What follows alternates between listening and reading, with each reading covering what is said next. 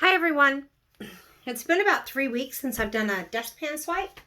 So I have some leftover cell activator and paints to use up, and I thought before I completely forget how to do this, I'll try and do another one. And hopefully it turns out.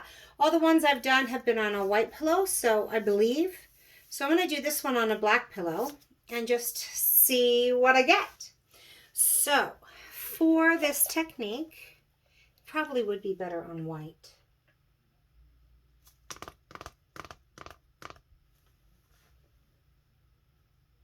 I'm going to go for it. Let's go for it on black. You don't put a ton of this pillow down. You just want a little thin coating of it, okay?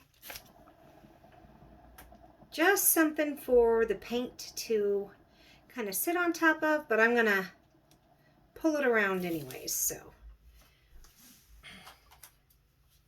I'm even still going to. Now the turntable isn't exactly 100% necessary, but it really helps with this technique. So I'm going to take some of this, just pull it out to the sides. I normally put a lot of pillow down because I'm trying to stretch all the paint around it, over it. And with this one, I'm not doing that at all. I'm really just putting a base coat down. But this base coat is the paint I use for the bloom technique, so it's a little thicker. You know, these pillow paints are a little thicker than what your typical just acrylic paint is. It's just a house paint. It's the Sherwin-Williams Color to Go paint sample quart. But, okay, so there it is. Spread all out. Fairly thin. I'll put the lid back on this.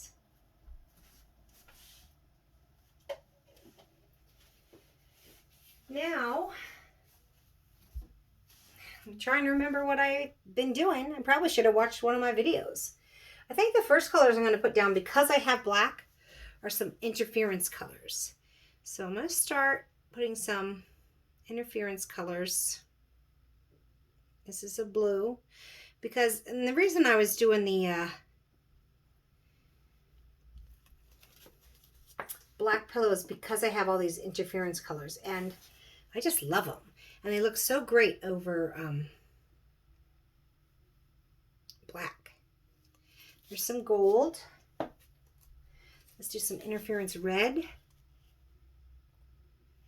Maybe.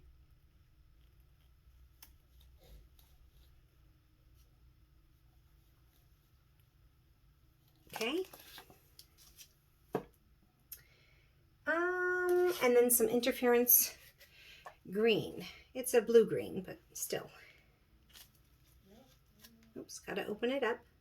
And now it comes out fine. Okay, so I have all these interference colors. Great. Now I'm gonna put, so that the interference colors are sandwiched between my darkest colors. I'm gonna put some, this dark blue down.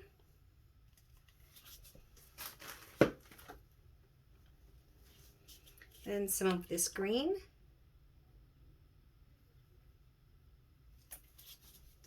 And now some of this fun aqua. Okay. The other thing with this technique, if I recall, is you don't want too much paint in the middle. I probably put way too much in the middle. So you use the little scraper tools, like your resin scraping tools or whatever, and you can choose whatever side you want. I have in the past used this kind of medium-sized notch, and this is where the turntable really comes in handy. So I'm going to kind of lay it down here and start just pulling this through my paints that I want to move out of the middle and out towards the sides.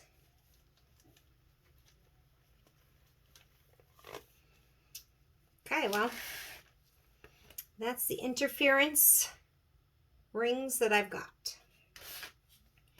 So hopefully it gets a little bit more exciting. I know black does tend to overpower and consume things, so that's why I was like, oh, maybe I should do white, but we'll see. We'll see if that interference comes out to play. Now I'm going to take my little scoop. Just needs to have a flat bottom and a wide edge. So any kind of little scoop. This is a little candy scoop. And I think for mine, I'm going to do a gold cell activator. So I'm going to pour it right in my little scoop.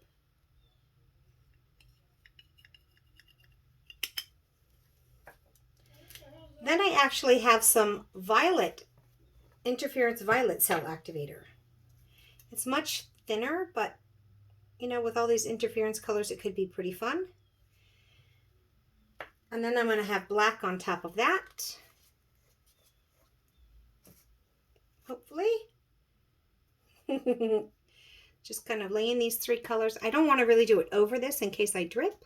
But I'm just laying them in my little scoop here. Okay. These are all cell activators. And now what I'm going to do is start right along where this kind of wave stops, and I'm going to lay it down and just start. I want to leave a little bit of space because I'm going to be pulling through this.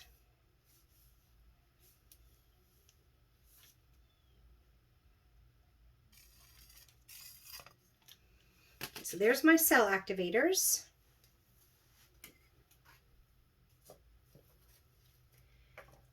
And you can see I'm starting to get some of the cells in here. That interference purple's kind of pretty. Okay, and now I'm going to take my little, these are like, you can use nail dotting tools. These are clay sculpting tools that I got. And so I like to kind of follow along. So I was going this way, so I want to continue going this way. So I'm going to go along the inside first. I'm just going to kind of start here. How do I do this? Yeah, okay. It's been a while, people. I don't want to really go into the cells themselves, but I want to get along the edge of where that cell activator was and just create these little, just kind of dip into that a little bit. It's real nice back to this gold. The gold is coming out nicely.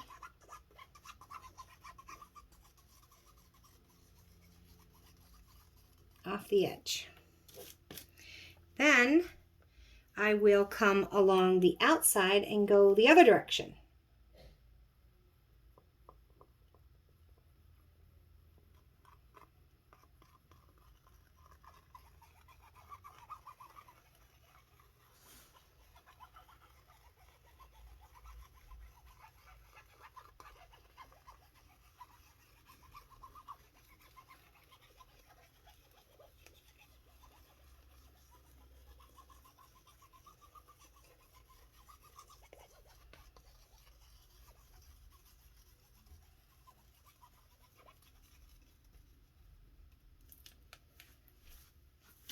Okay, there it is.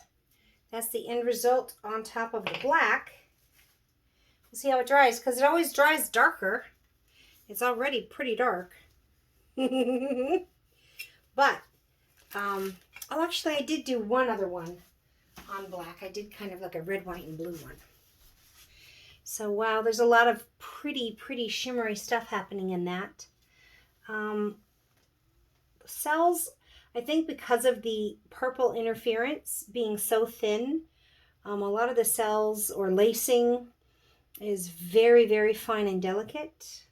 But I don't mind that. In this technique, it's kind of a pretty soft, elegant look anyway. So let me bring you down and have you take a look. Maybe so that light's not glaring in. So here's the center. And we're just going to follow it along. So I've got a few cells starting, not a lot. And this is always how it is. There's not as much in the middle, and then it gets bigger and bigger. The cells get bigger as we go along the outside. These are actual cells instead of lacing. Now we got some of the lacing starting here. I'm just kind of following it along. And we're getting towards the outside. Boy, I do like that purple interference on top of the black, though, because it was just really cool. I don't have any purple paints. It's just, oh, see, look at how some of the cells are out there. It's a really cool section. So there's some really cool areas in this. And I think by the time, there's a lot of interference in it. So I think by the time it dries, I'll be able to show you better especially the purple, but geez, the purple really came right out to play. But there's also the gold interference, the red interference. You can get maybe an idea of it over here, right here on this edge. You know, I don't know. It's hard to tell the color shifting colors when they're wet, when you can't pick it up and really get the light glaring on it. So that's how it turned out. It still is a very pretty effect. I'm glad I tried it again, because now I was like, oh no, am I even going to be able to reproduce it after 3 weeks of not trying it? But yeah, it's pretty.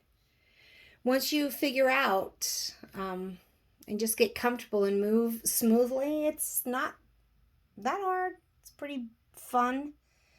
And I hope you enjoyed this, and we'll give this technique a try. Try the dustpan swipe and then tag me and let me know how you like it or how it turns out. Thanks. Bye. Until we meet again, everyone. Have fun painting.